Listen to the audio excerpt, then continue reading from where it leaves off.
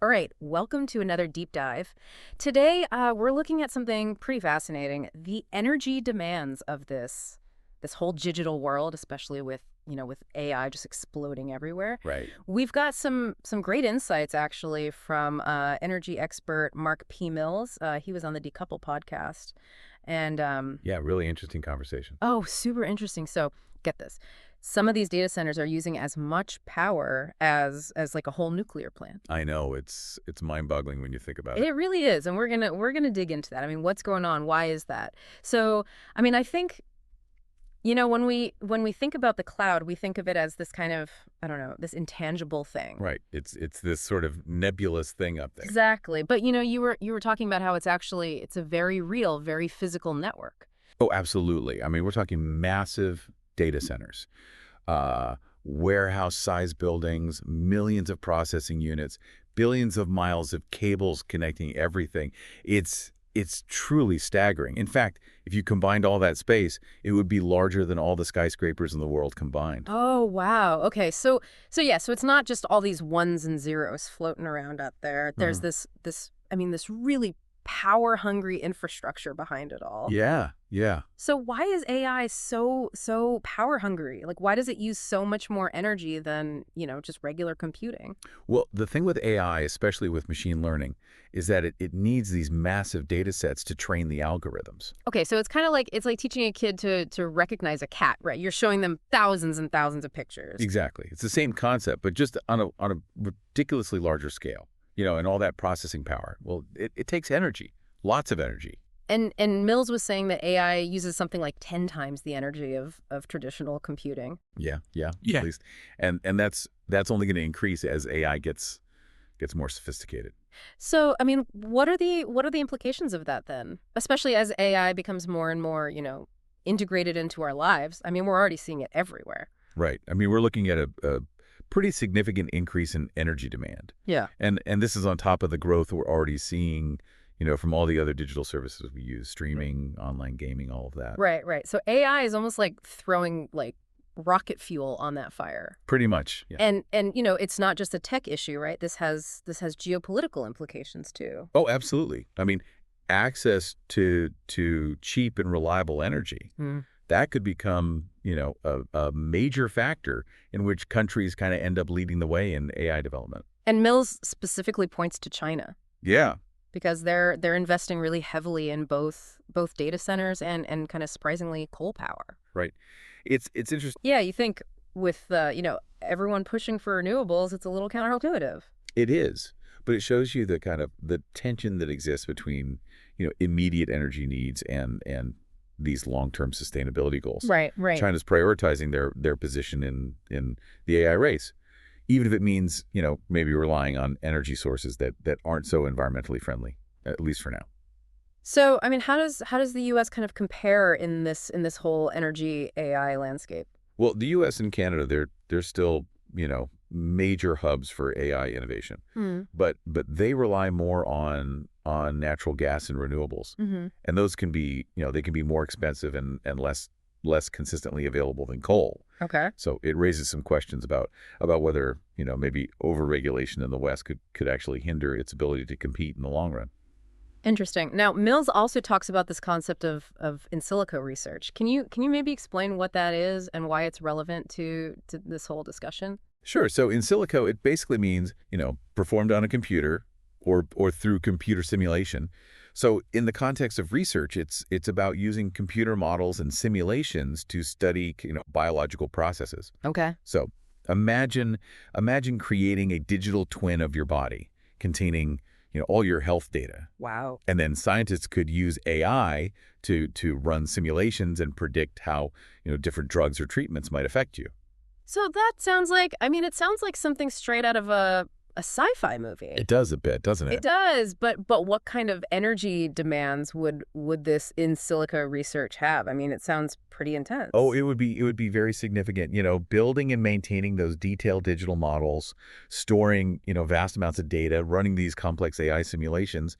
It all takes a lot of processing power. And like we've been talking about, with any data-heavy process, energy consumption is a key factor. So we're not just talking about powering the cloud as we know it. We're talking about a whole new level of energy demand as these in silico applications become more widespread. Exactly, and that brings up some even more, urgent questions about the future of energy production. Mm. Where will all this power come from? How can we, ensure it's sustainable? Yeah. And those are the challenges that we're going to be looking at more in depth as our deep dive continues. All right, so we're back for part two of our deep dive into AI's energy appetite. Yeah. And we've been talking about the energy intensive nature of AI and this in silico research. But what about solutions? I mean, where are we going to get all this power? Or that's the big question, isn't it? And Mills, he argues that we can't just rely on renewables, for this baseload power that these huge data centers need. Baseload power. What's that? Right. So baseload power, it's the minimum amount of electricity that a grid has to supply at all times, Mm. to keep things running. And renewables like solar and wind, they're great, Mm-hmm. but they're intermittent, right? Yeah. They're not always available. You can't always count on them. Okay. So data centers, they need this constant, this reliable energy source. Yeah. And that's where, all this talk about nuclear power comes in. Yeah. And it's interesting because Mills, he suggests that nuclear power, which has, obviously been somewhat controversial. To say the least. Yeah, he's saying that it might be making a comeback, not just for environmental reasons, but just out of sheer necessity. Yeah, I mean, he points out that some of these data centers are using as much electricity as a small nuclear power plant. It's crazy. It is. And as the demand for AI and computing power keeps growing, we have to consider all our options. And nuclear, it does provide that high output power that renewables, at least for now, they just can't match. Yeah, I mean, but isn't building, nuclear plants, isn't that a really lengthy and complex process? Oh, absolutely. Yeah. I mean, it takes years and years. And Mills, he acknowledges that. He says even if we started today, it would be years before those plants came online. Mm-hmm. So he suggests that in the meantime, we might have to think about some less ideal solutions, like keeping existing coal and gas plants running. Maybe even bringing back some that were recently retired. I mean, that's bound to be, unpopular, especially with everyone pushing for cleaner energy. Oh yeah, it's definitely going to be controversial. But his argument is that it's a pragmatic approach, Mhm. at least for the short term. We can't just wish away the energy needs of the digital world. Right. And while the long-term goal is to shift to more sustainable sources, Mm. we need practical solutions right now to kind of bridge that gap. Okay, so where does that leave us in terms of the long-term vision? Well, Mills, he believes that ultimately, it's going to be a combination of nuclear power, renewables, and advancements in energy efficiency. That's what's going to meet the demands of this digital future. Mm-hmm. And he's especially enthusiastic about the potential of small modular reactors, these SMRs, Oh, right. which are, they're smaller, they're more flexible, they can be deployed more quickly and with less upfront investment. Okay, that sounds promising, but this whole energy issue, it goes way beyond just data centers, right? I mean, think about, electric vehicles, Yeah. smart cities, all this tech that's changing our world. Oh yeah, it's a systemic challenge. Mm-hmm. For sure. And it has, as we've been saying, these geopolitical implications as well. Mills points out that countries that have access to cheap and abundant energy, they could have a real advantage in this whole AI race. And we were talking before about China's, investment in coal power. Are there other countries that are kind of positioned to benefit from this energy AI connection? Yeah, definitely. I mean, countries that have, significant hydropower resources like Canada or some South American nations, they could be in a good spot. The key is having a stable and affordable energy source to power all this massive computing infrastructure that's needed for AI development. And this is where, the U.S., which has more of a diverse energy mix, this is where it might face a challenge because, regulations and infrastructure limitations, they could slow things down, especially if energy costs start getting, really high. So it's not just about, having the smartest people or the most advanced algorithms. It's about having the energy resources to actually fuel those innovations. Yeah, exactly. And it really highlights the need for strategic thinking and long-term planning when it comes to energy policy. Yeah.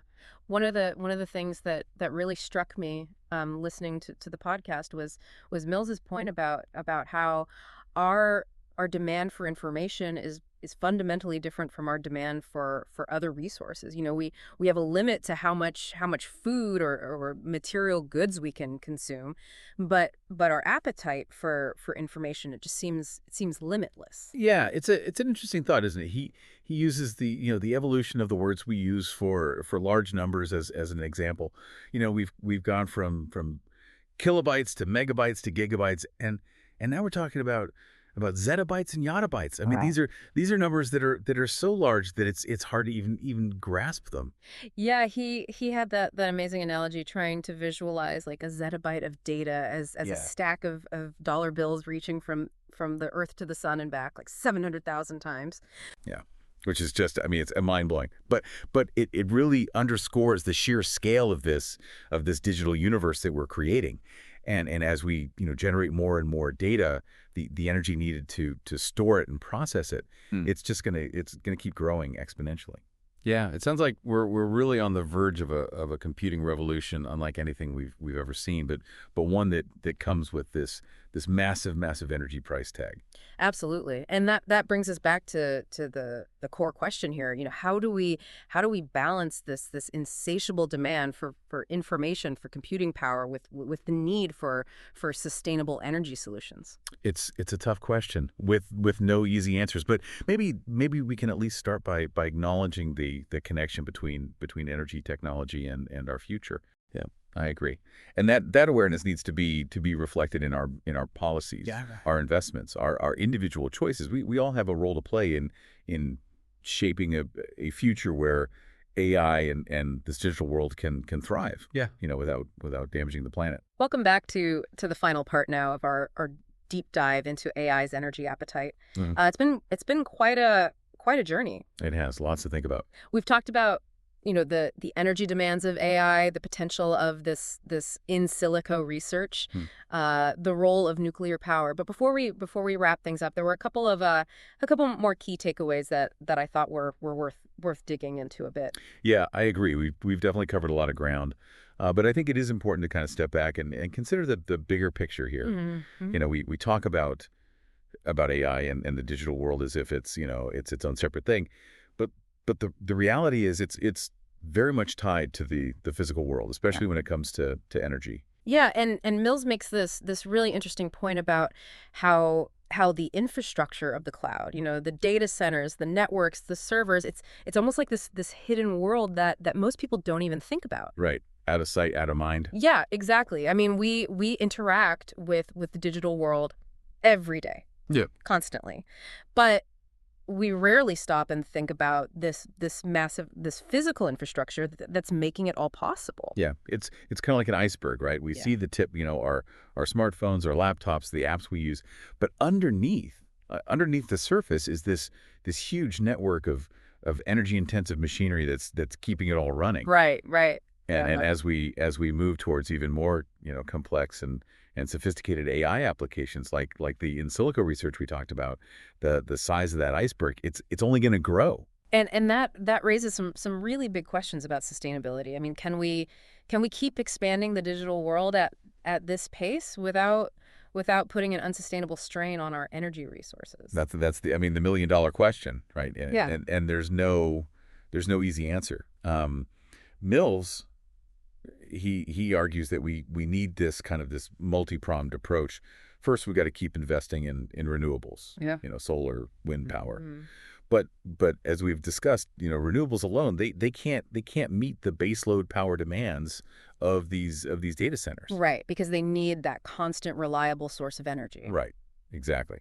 Which is why, Mills really advocates for a serious a serious look at nuclear power. Right. He sees it as a crucial part of the solution, especially as we try to move away from fossil fuels. Hmm. Points out that nuclear plants, they have a very small carbon footprint, Yeah. and they can provide that steady, that high output power that data centers really need. I mean, but nuclear power, it comes with its own set of challenges. Right. Yeah. I mean, the risk of accidents, the issue of nuclear waste. Absolutely. And those are serious concerns. Mhm.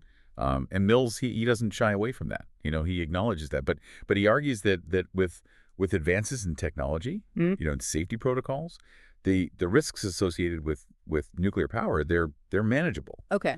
And he also believes that we need to invest more in research and development, Yeah. to find safe, effective solutions for dealing with nuclear waste.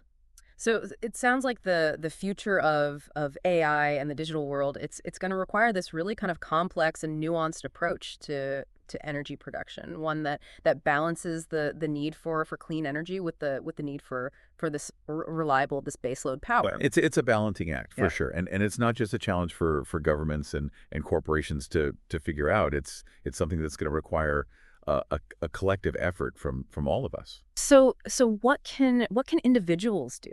What can people like me, like our listeners do to make a difference? I mean, it can feel kind of overwhelming. It can, yeah. Yeah. It's a big issue, but even small changes in our own behavior can add up.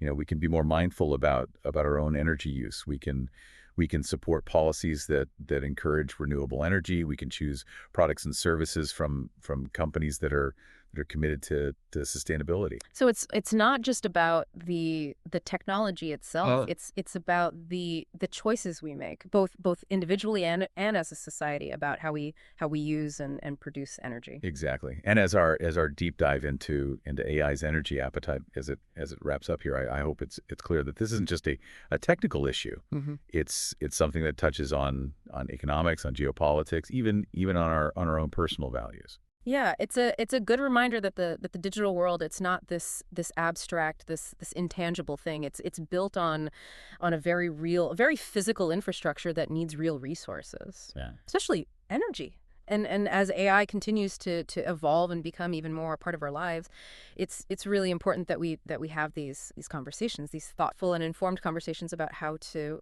power this digital revolution in a way that's sustainable. Couldn't have said it better myself. Yeah.